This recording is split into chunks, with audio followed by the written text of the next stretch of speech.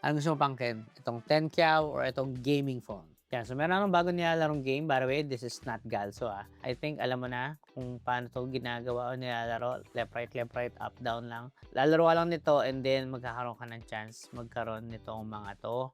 And paano siya, abangan mo mamaya, sabihin ko kung paano. Phone and internet lang din ang kailangan mo. And syempre, since phone lang siya, you can play it kahit nasaan ka man.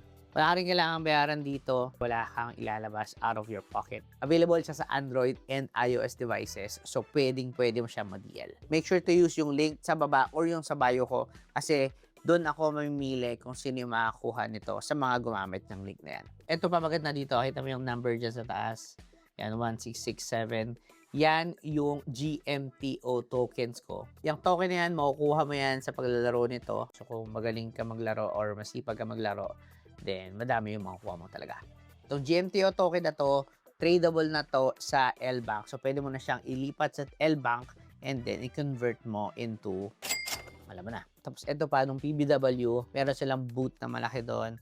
Meron silang pa-photo op, and then may mga pa-merch.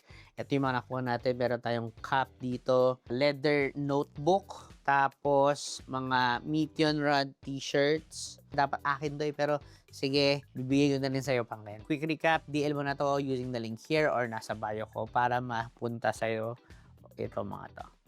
Kung may tanong ka pa about Meteon Run, comment mo lang dyan, Run, and then sasagutin kita pangkin. Also, para updated ka sa mga future announcement ko, especially about Meteon Run, syempre make sure to follow.